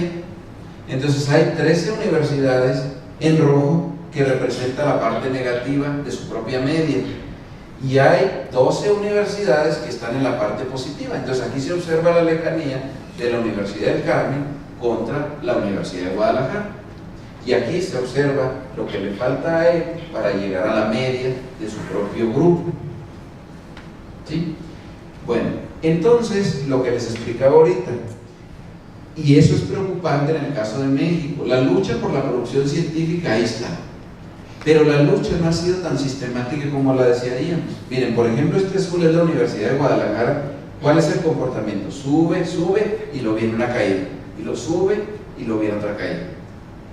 ¿Qué representa? Que no hay una constante. A lo mejor hay universidades de otro tipo que sí tienen una constante. ¿Y saben cuáles son las que mantienen la constante? Las que menos producen, siempre están abajo, miren, mantienen una estabilidad permanente, negativamente hablando. Entonces yo creo que una primera conclusión de esto es determinar que las universidades no mantienen, sí están bien en su grupo, pero no mantienen. Lo ideal sería que estuviera aquí y se mantuviera, que le hace así. ¿Qué quiere decir? Que cada año tuvo mayor número de artículos en revistas indizadas, mayor número de profesores en el SNI, mayor número de revistas incluidas en el catálogo de conocido. ¿Sí? Entonces, están mal estas universidades y necesitan crecer. Están bien estas universidades, pero necesitan ser constantes en sus indicadores, porque esas caídas, pues pareciera que son representaciones de los estados de ánimo que tenemos cada año, y que aquí los estados de ánimo bajaron mucho y luego nos motivaron y volvimos a crecer, cuando debería ser una constante. Y bueno, creo que sí voy a acabar el tiempo. Conclusiones ya no quise poner, muchas, porque como que el resultado para mí es como muy obvio, muy práctico, muy aplicable en otros contextos. Creemos que se identificó un modelo confiable para identificar la competitividad de la producción científica en universidades, por grupo de universidades, y que hay una alta potencialidad para realizar otros estudios con actualizaciones de datos, o sea, ir creciendo en el número de años que se van analizando en otro tipo de universidades, porque solo lo hicimos en las universidades públicas estatales, y hacer análisis comparativos entre tipos de universidades o con otros países, siempre y cuando haya concordancia de los indicadores que se estuvieron evaluando. Y creo que sí salí bien librado cuando menos en cuestión del tiempo. Muchas gracias.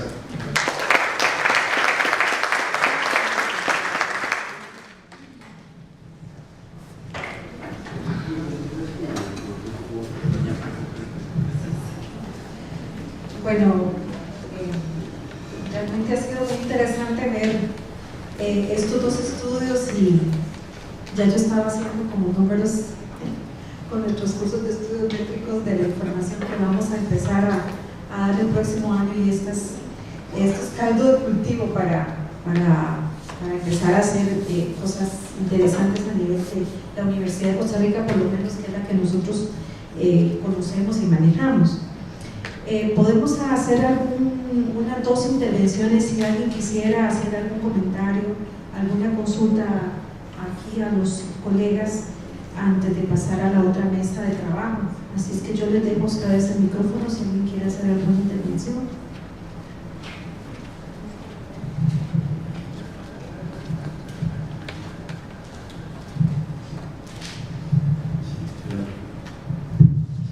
Gracias por darme la oportunidad. Bueno, a manera de comentario y pregunta, yo considero que, bueno, yo soy centroamericano, tengo varias nacionalidades, pero me identifico más con Centroamérica.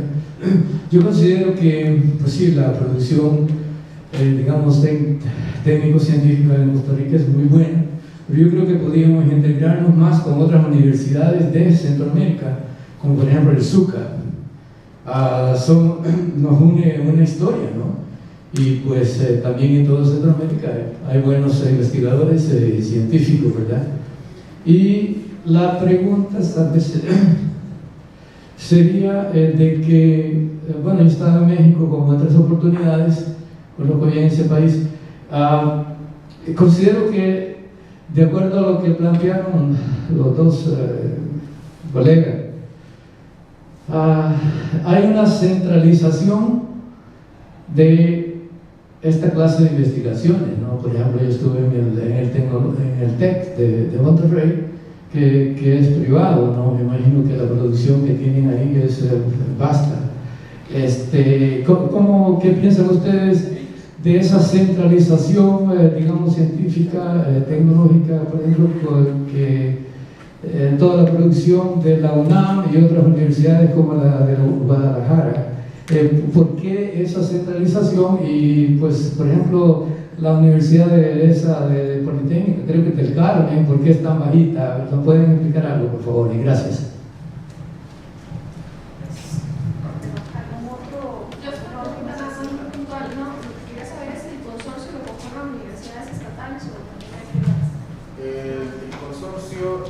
Ya para este año se empiezan a incluir una o dos universidades privadas. Incluso se tiene la posibilidad de que instituciones de salud públicas estén ingresando, como el Seguro Social y la Secretaría de Salud. Pero bueno, pues están en pláticas y en eso.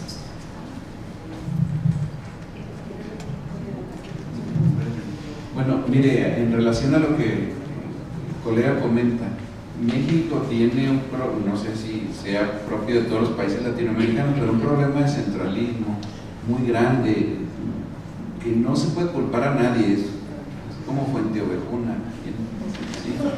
¿Quién mató al comendador? Fuenteovejuna, señor. En México es histórico, o sea, México se conquista, empieza a haber un desarrollo en el centro del país y empiezan a descubrirse el resto de los territorios. Nosotros que estamos en Chihuahua, estamos en el norte, creo que Costa Rica cabe 5 veces en el estado de Chihuahua, y son estados que tienen sierra, pero también tienen mucho desierto, entonces los niveles de población son mucho menores. La concentración de población está en el Distrito Federal, en la parte central, pues, porque también es tierra más fértil, llueve más, etcétera, etcétera. Pero sí se han hecho muchos esfuerzos por descentralizar. Por ejemplo, el Instituto Nacional de Estadística, Geografía e Informática se llevó a Aguascalientes, se ha dado más autonomía a los estados, el INEGI, pues, famoso, se ha dado más autonomía a los estados, e incluso, a lo mejor muchos no lo sepan, la pertenencia al Sistema Nacional de Investigadores se paga más a alguien que esté en la provincia, a alguien que esté en la capital. Una serie de acciones que han ido beneficiando eso. A lo mejor no son las que esperamos todos o que desearíamos todos, pero sí se han hecho esfuerzos, quizás no lo suficientes, pero sí ha habido cierta cuestión de la descentralización, porque los estados reclaman mucho que por qué todo está en el centro, pero también pues es donde hay más población de manera natural.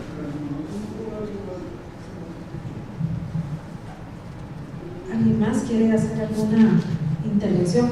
Tal vez, Carlitos, tú que eres graduado del TEC de Monterrey, quisieras referirte un poco a esta concentración de la información científica. Por ejemplo, tu experiencia como estudiante, si tenías acceso, si era factible digamos, todas las revistas, toda la producción científica, las tesis particularmente, ¿dónde está eso? ¿Dónde se guarda? ¿Dónde se difunde? ¿Es o solamente los estudiantes del tecnológico?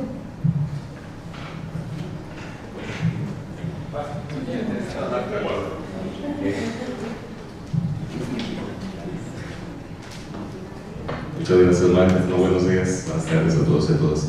En realidad, bueno, yo soy graduado del Instituto Tecnológico de Monterrey, de los programas en línea, y lo que me dejó muy claro dentro de los 3 años de estudios que se llevó la maestría es que hay una cultura de la información, hay una cultura de la información apoyada en tecnología, y precisamente todo pues tiene que ver con tecnología de información. Entonces, las bases de datos en texto completo, las obras, todos los artículos científicos y toda la producción que hace el tecnológico se comparte de distintas formas, ¿verdad? Tanto el estudiante de grado como el de posgrado que acude a los sistemas de información, las bibliotecas, en forma presencial, o también que van en línea a revisarlos. Como los estudios que yo realicé fueron en línea, entonces se imaginarán que todo el acervo estaba en línea y había que consultarlo, y salvo algunas pocas cosas que uno tuviera en formato físico, todo se revisaba en línea. Así que es muy interesante ver cómo desde los cursos, desde todas las actividades que ellos realizan, las actividades de divulgación científica, congresos, seminarios, concursos de innovación, siempre hay una promoción de esta cultura de la información. Y tengo entendido también que el tecnológico es una de las instituciones de más prestigio a nivel superior en México.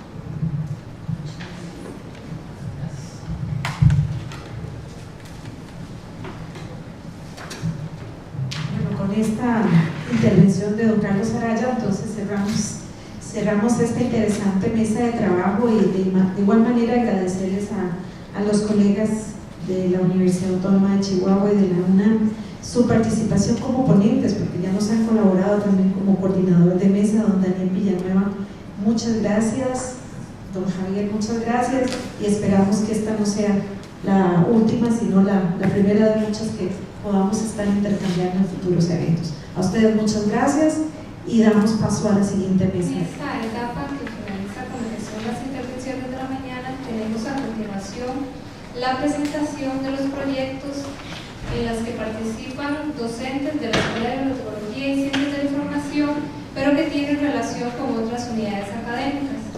En la mesa me acompaña la profesora Marcela Gil Calderón, el profesor Carlos Araya y el profesor Esteban González Pérez.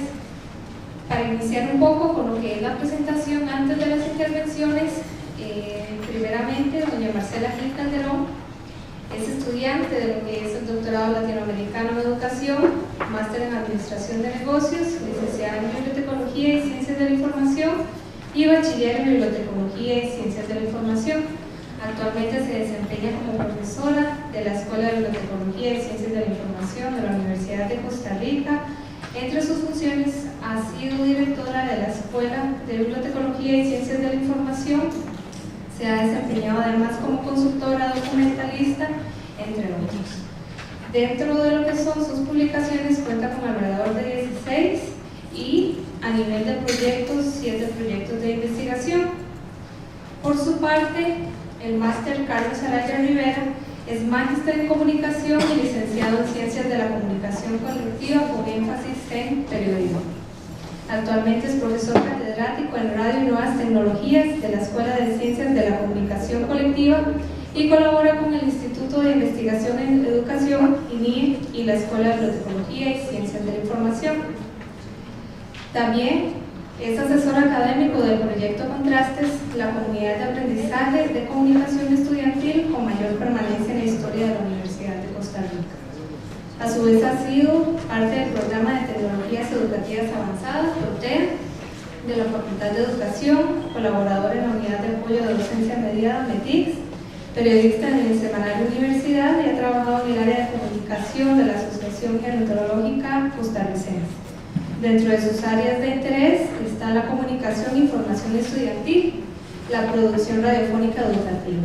Tiene alrededor de 6 publicaciones.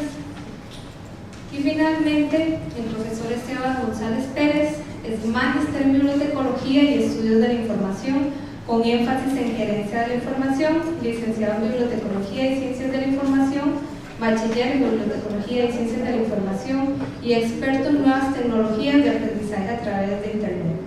Actualmente es docente de la Escuela de Bibliotecología y Ciencias de la Información de la Universidad de Costa Rica, coordinador del programa de investigación en tecnologías de la información y comunicación en los procesos educativos, investigador del Instituto de Investigaciones en Educación de igual forma.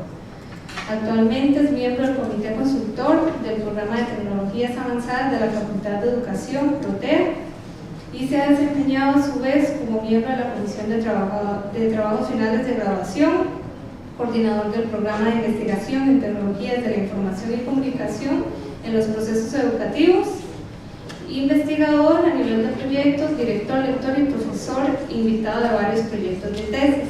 Entre sus áreas de interés están la bibliotecología y las tecnologías de la información. En ese sentido, vamos a iniciar con la presentación del máster Carlos Araya y la máster Marcela Gil Calderón, por lo que sería el proyecto La Radio Estudiantil como estrategia didáctica promovida desde la biblioteca o centro de recursos para el aprendizaje. Le cedo la palabra.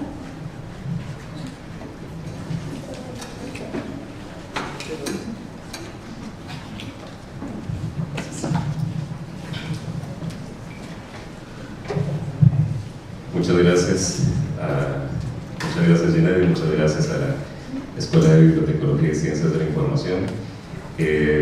Este estudio que estamos desarrollando la profesora Marcela Gil y yo es realizado en conjunto con el Instituto de Investigación en Educación, el INIE, de la Facultad de Educación, precisamente el proyecto está inscrito en el programa que coordina el profesor Esteban González y tiene que ver precisamente con ese tema que está pues colocado aquí en la portada. Yo preguntaría o me preguntaría, porque me han hecho muchas veces esta consulta, ¿qué tiene que ver la radio con la biblioteca? Hay gente que me dice que nada y yo digo que mucho, o por lo menos eso es lo que hemos descubierto. Y si no tenemos la respuesta de inmediato, pues habría que pensar que la biblioteca y la radio tienen un antepasado común, que es la tradición oral. La tradición oral de la humanidad es en la que se basa la radio, y la biblioteca, que en un principio tuvo soportes físicos, también se basó primero en la tradición oral, que luego fue registrada de las más distintas formas en los distintos soportes. Entonces, haciendo esa relación es que pues proponemos este proyecto de investigación. Esto tiene su origen en un proyecto de comunicación estudiantil que tiene más de 23 años, llamado Proyecto Contrastes, que originalmente tuvo su sede en la Escuela de Comunicación. Nació en 1992 como parte de un curso de la carrera de comunicación, y después este proyecto generó lo que llamamos el Programa de Formación y Promoción en Radio Estudiantil desde el 2009, que es con el cual el proyecto va a los colegios públicos del país a capacitar en radio estudiantil a los estudiantes de secundaria, lo que llaman en México enseñanza media. Entonces, este proyecto es un proyecto de voluntariado. Los estudiantes son de distintas carreras de la Universidad de Costa Rica y de distintas universidades estatales, y colaboran sin mediar un salario o una beca para aprobar un curso. Simplemente ellos colaboran por cariño, por amor. El proyecto de investigación también está basado en la tesis de maestría en educación de quien les habla, del Instituto Tecnológico de Estudios Superiores de Monterrey, donde se hizo la evaluación de 2 colegios y en donde se ejecutó la estrategia didáctica de radio estudiantil para el desarrollo de competencias de aprendizaje. En ese caso fue el trabajo en equipo. El proyecto surge entonces como parte de este proyecto de comunicación estudiantil. Otros proyectos de investigación y de acción social desarrollados en la Universidad de Costa Rica también son los antecedentes, y se estima la necesidad de investigar y valorar la radio estudiantil como una estrategia didáctica que se promueve desde la biblioteca o el Centro de Recursos para el Aprendizaje de Colegios Públicos, considerando la radio como una herramienta y como un espacio para el aprendizaje. Tradicionalmente la radio ha sido considerada como una herramienta nada más, una herramienta para poder promover aprendizajes, pero no se le había concebido como un espacio, como todo un espacio, como una estrategia didáctica para aprender. Entonces, eso es lo que estamos proponiendo acá, como la biblioteca escolar, el CRA, pueden también ser espacios para promover la radio estudiantil y que ésta promueva los servicios de información de la biblioteca. El objetivo, ustedes lo tienen aquí planteado, que es determinar si la estrategia de radio estudiantil como apoyo al currículum formal desde bibliotecas y centros de recursos para el aprendizaje puede desarrollar competencias genéricas en los estudiantes de educación secundaria. Es importante mencionar que en un primer momento, una primera etapa de la investigación, estamos revisando los resultados que se generaron primeramente con la tesis de la maestría, donde se evaluó la competencia de trabajo en equipo, y ahora vamos a comparar los datos en este año con una nueva evaluación de la competencia de trabajo en equipo, pero para los próximos años vamos a trabajar otras competencias como aprendizaje autorregulado, gestión de proyectos, orientación al logro y así por el estilo. En algunas de las fotografías que estoy mostrando se muestran los estudiantes de secundaria de algunos colegios como el Colegio San Luis Gonzaga, donde están haciendo sus prácticas de grabación.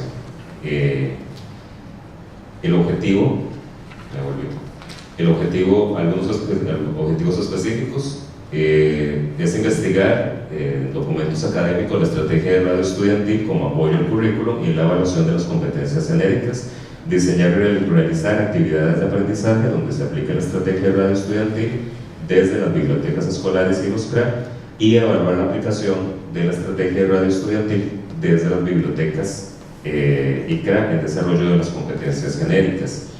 La metodología consistió en diseñar un taller de radio estudiantil, un taller de producción radiofónica estudiantil con una duración de unas 8 semanas. 8 sesiones de 4 horas cada sesión. Al final de estas 8 sesiones, la Universidad de Costa Rica, por medio del INIE, le otorga un certificado de participación a los estudiantes de 40 horas. Es un certificado de aprovechamiento también. Y entonces, al finalizar el taller de radio estudiantil, los estudiantes son capaces de elaborar al final, como proyecto final, un diseño de una radio estudiantil colegial. En América Latina hemos tenido 2 definiciones de radio estudiantil: la radio escolar y la radio estudiantil, además de la radio universitaria. Lo que pasa es que en el estudio hemos definido o hemos preferido el término radio estudiantil como la radio que es diseñada, administrada, gestionada, planificada completamente por estudiantes. Ustedes saben que en nuestros países, en Costa Rica y en otros países de América Latina, la radio universitaria no necesariamente es estudiantil, es producida por profesionales o funcionarios de la universidad. Este concepto que introducimos es un concepto tradicional de Europa y tradicional de Estados Unidos, que concibe a los medios de comunicación estudiantil como aquellos en los cuales los estudiantes hacen su gestión, su diseño, y por lo tanto tienen también una asesoría académica, que es un profesor de la facultad, una persona docente de la facultad. Después de que ellos escogen la modalidad en la cual pueden transmitir la radio estudiantil, que puede ser por streaming, es decir, por transmisión web, podcast, que es grabación de los programas y que los colocan en un sitio web, o circuito cerrado, que colocan parlantes dentro de los colegios, y en los recreos ellos hacen transmisiones. Hay una cuarta modalidad que en Costa Rica no es posible realizar, pero en otros países se realiza, que es una radio de baja potencia, que es una radio de antena, una radio en frecuencia. En este momento ustedes sabrán que en Costa Rica hay una discusión en cuanto a la ley de radio y de televisión. Valga decir que ninguna de las propuestas me satisface a mí por completo, ni la propuesta estatal ni la propuesta alternativa, porque en ambas se ha dejado de lado el papel de la educación. La evaluación del desempeño de las competencias y la estrategia didáctica de radio estudiantil se realiza después de que ellos ejecutan el diseño de la radio, y finalmente le damos seguimiento a los encargados o encargadas de las bibliotecas y los CRA, que ahí es donde nos interesa el apoyo de las personas profesionales en bibliotecología para que puedan ser ellas las asesorías académicas de los estudiantes. Es decir, la radio estudiantil no se concibe si no hay una asesoría académica, pero esta asesoría académica debe acompañar, aconsejar, apoyar. No necesariamente es una supervisión o una dirección o coordinación. Les comento el avance del 2015. El proyecto tiene una duración de 3 años, entonces estamos justo en el primer año, donde estamos evaluando la competencia de trabajo en equipo. En el primer semestre, de marzo a junio, trabajamos con 2 instituciones: la Unidad Pedagógica José Fidel Tristán de San José. Esta unidad pedagógica tiene niveles desde el primer grado de primaria hasta un 10º año de secundaria. Por eso es que se denomina unidad pedagógica, porque contiene los 2 niveles. Ellos crearon a Radio Tristán, que es una radio estudiantil que funciona en circuito cerrado, y el Liceo de 3X de Turrialba crearon LTE Radio CRA. Y es muy interesante, quiero hacer la mención de que ellos podrían estar apoyando el concepto de la radio en los CRA, es decir, Radio CRA. Para el segundo semestre tenemos otras 2 instituciones: el Colegio de San Luis Gonzaga de Cartago con Radio Saga, y el Colegio Técnico Profesional de Ojancha, que está iniciando en este momento. Yo estoy viajando a Ojancha y diseñamos un curso bimodal con apoyo de aula virtual para poder atender la necesidad de los compañeras y los compañeros. Que San Luis Gonzaga acaba de terminar, y dicho sea de paso, Radio Saga inicia transmisiones este 30 de octubre. Aquí hay algunas fotografías de los procesos. Esta es la graduación o la entrega de certificados del Colegio San Luis Gonzaga. La de allá es la graduación del Colegio José Fidel Tristán. Esta ocurrió ahora, hace menos de una semana, y aquella fue en mayo del 2015, y esta es una reunión final que se hizo con los dos colegios, el de Turrialba y el de San José, donde el colegio de San José viajó a Turrialba para hacer una especie de encuentro, de evaluación de la actividad, y ahí están todos pues disfrutando. Menciono también que es muy interesante cómo podemos nosotros generar sinergias con los jóvenes, los estudiantes de secundaria. Ellos hacen los diseños, la promoción, la programación por completa, la producción de la emisora, y generan cosas que para nosotros incluso son inesperadas. Por ejemplo, en el San Luis Gonzaga generaron una aplicación para teléfono para poder escuchar la radio, y pueden notar que incluso generaron un código QR que ustedes pueden escanear para poder escuchar vía streaming en la emisora. Y otro descubrimiento también es de cómo las radios en los colegios sirven para poder evitar y prevenir situaciones de delincuencia juvenil, de drogadicción, de hostigamiento escolar, el bullying, y que pueden utilizar todas esas energías y su tiempo libre pues de una forma muy provechosa, no solo para ellos y sus padres, sino también para la comunidad educativa. Pero surgen otras cosas interesantes. Estos son la muchacha y los muchachos, parte del equipo de producción de 3X, del Liceo de 3X, y resulta que los invitaron a la Radio Cultural de Turrialba para un programa que tenía que ver con la comunidad, con desarrollo de la comunidad, prevención de situaciones de vulnerabilidad y otras cosas ahí, ¿verdad? Y entonces los invitan a ellos porque tienen conocimiento de que están haciendo radio en el colegio.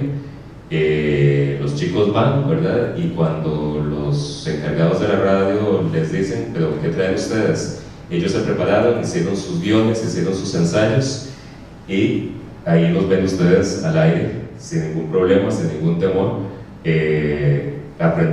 poniendo en práctica los conocimientos, las habilidades que aprendieron con nosotros en el curso de radio estudiantil. Y al final les dijeron, para mucho orgullo de ellos, que ellos nunca habían trabajado en radio de forma tan profesional como ellos lo habían hecho en ese programa. Entonces, me gustaría, si tengo alguna oportunidad de escuchar un minutito o algo así, un programa para que puedan escuchar ustedes cómo, vamos a ver, un programa de noticias hecho por los estudiantes del José Pío Cristal. No se abre, sí se abre, pero no tiene parlantes. Sí.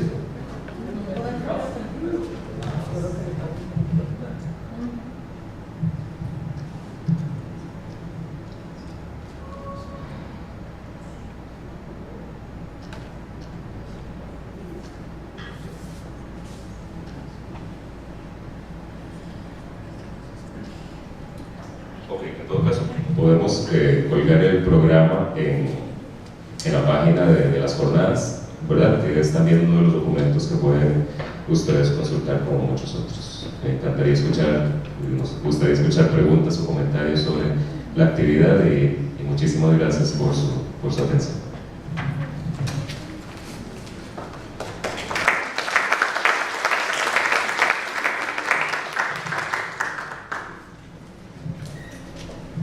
Vamos a continuar con la siguiente presentación. Al finalizar las dos intervenciones, se dará el espacio para las respectivas preguntas, comentarios que ustedes tengan al respecto. La siguiente presentación está a cargo del profesor Esteban González Pérez con el proyecto Aplicaciones de Código Abierto como apoyo para el desarrollo de estrategias didácticas en la docencia universitaria. Los dejo entonces con el profesor Esteban.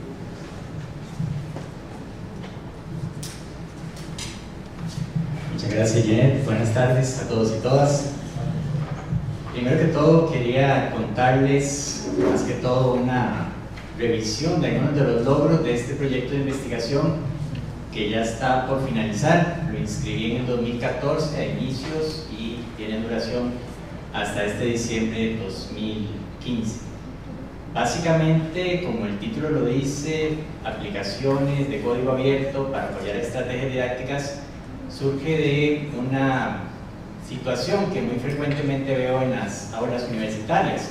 Desde mi experiencia como estudiante, y como pudieron ver en mi currículum, formado en bachillerato, licenciatura y maestría de la Escuela de Bibliotecología, conozco muy bien la labor de los docentes, y posteriormente yo como docente de cierta forma incurro en muchas prácticas tradicionales, de cierta manera una exposición magistral, que es lo que muchas veces se da y que en diversas ocasiones se ha discutido que esa transmisión de conocimiento de docentes, estudiantes, se da de una manera muy pasiva, no se genera realmente un aprendizaje que sea más vivencial, o por lo menos traer experiencias de nuestra práctica laboral al aula. Son situaciones que muchas veces se hacen difíciles. Por lo tanto, inicio con un proceso de investigación, más que todo estudiando estrategias didácticas desde una perspectiva constructivista. Esto que ayuda entonces a que la atención se centre en el estudiante y que sea el estudiante el que desarrolle una serie de dinámicas que por ahí motiven un mayor aprendizaje. Básicamente entonces esta oportunidad de haber trabajado incluso en mi proyecto de maestría con un tema muy similar a este proyecto, por dicha también se me abre la puerta de inscribirlo en el Instituto de Investigación en Educación de la Facultad de Educación, también a donde pertenecemos como escuela. Y es a través de quien fue mi directora de tesis, Jacqueline García, que actualmente es la directora del instituto, que por dicha me da esta posibilidad. Además, muy agradecido con la Escuela de Bibliotecología por brindarme esta posibilidad también de enrolarme con el Instituto de Investigación. Como resultados principales de toda esta dinámica, básicamente no fue investigación aplicada, fue mucho revisión de publicaciones, indagación. Inicialmente logro consolidar un instrumento para la descripción de las aplicaciones de código abierto. Estamos hablando de aplicaciones de software libre principalmente, a donde la Universidad de Costa Rica ha centrado su principal foco de atención. Esto para disminuir las grandes inversiones que se hacen en compra de licencias o que se hacían anteriormente en la universidad. Por lo tanto, se genera este instrumento del cual se logran clasificar y describir 58 aplicaciones inicialmente que son muy factibles para poder utilizarlas en ambientes de aprendizaje. La lista podría ser mucho más extensa, pero bueno, en algún momento tenía que parar, entonces esas 58 fueron las principales reseñadas. Posteriormente se generaron 13 guías de estrategias y de aplicaciones en software libre, incluyendo también la web 2.0, que mucho de lo que tenemos en la web 2.0 no es libre, pero su acceso y uso es gratuito de cierta manera. Entonces es muy importante también valorar todo aquello que está brindando oportunidades a los docentes para poder generar estrategias incluso dentro de la web. De todas estas guías, de cierta manera, se generó un documento bastante importante.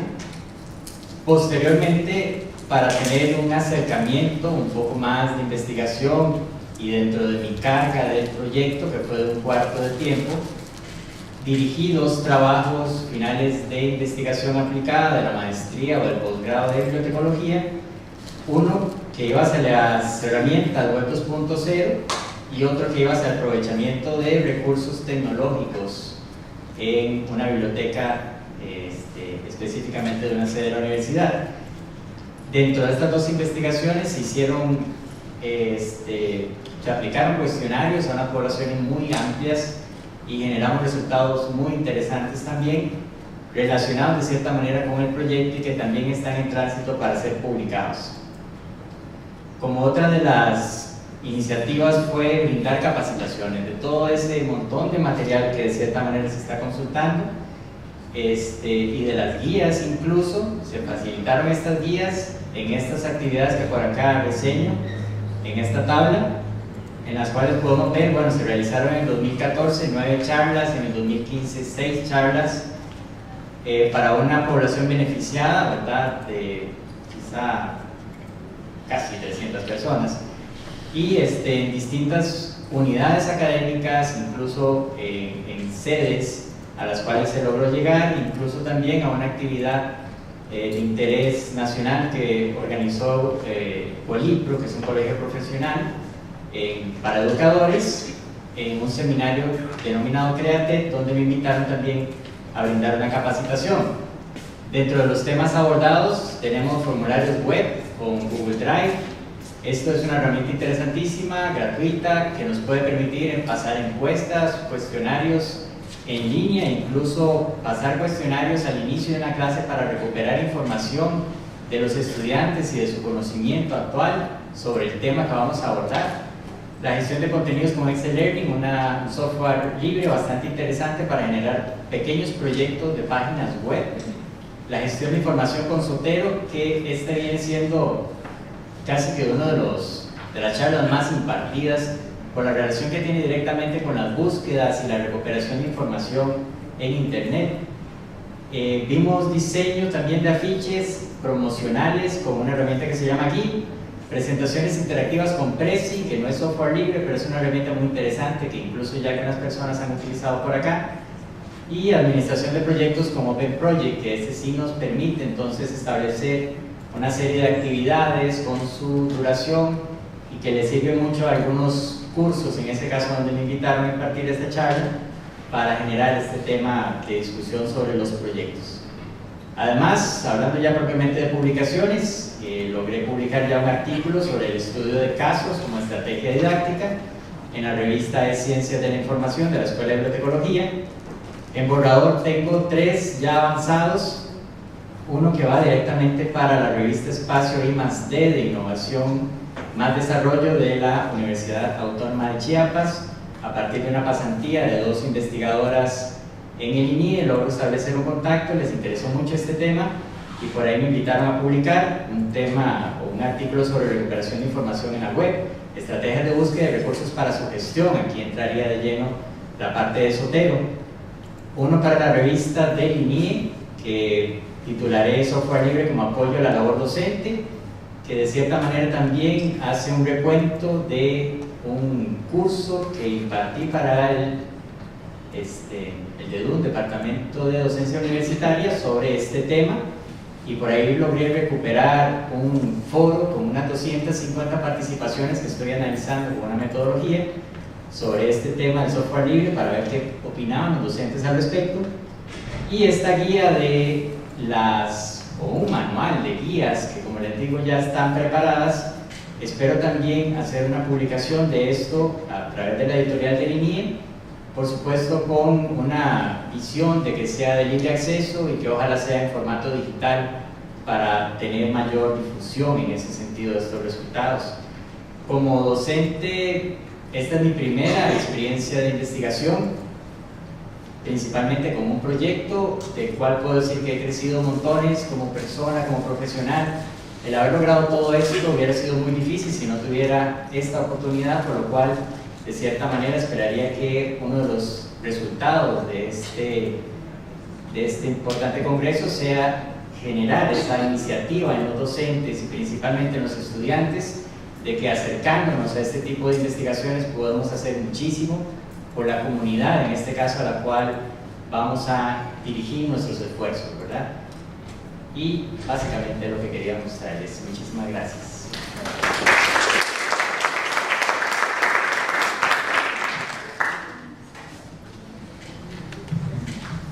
Muchas gracias al profesor Esteban por su intervención.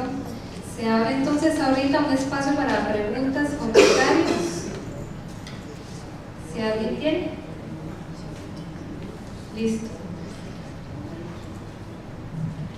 Con el fin de hacer un recuento así muy breve de lo que se nos expuso ahorita en esta mesa, sí recalco en primer lugar la intervención y el proyecto que presentó don Carlos Araya junto con la profesora Marcela Gil, cómo a través de la relación de lo que es radio, biblioteca, no solo desarrollado como una estrategia de aprendizaje, sino aún más trabajado desde espacios, desde un espacio que sirve a otro espacio para integrar, para impactar y sobre todo para involucrar a los estudiantes, que tiene en fin lo que es darles un acompañamiento, una asesoría como fin último, que sería empoderar a los estudiantes, que sean ellos mismos que puedan desarrollar estas iniciativas y mantenerlas.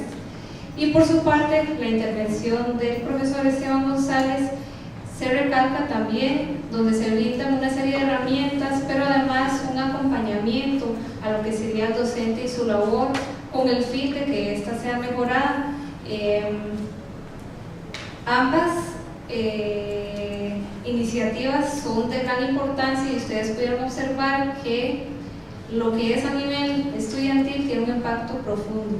Entonces, esperemos que se puedan replicar otro tipo de proyectos donde se trabaje colaborativamente con otros tipos de profesionales, con otras instancias a nivel de la universidad y otras. Les agradezco mucho por las intervenciones y, a manera de agradecimiento, les brindo un certificado de lo que fue su participación en la actividad. Muchas gracias, don Carlos. Muchas gracias, profesor Esteban. Y muchas gracias, profesora Marcela Gil. Por favor, un aplauso.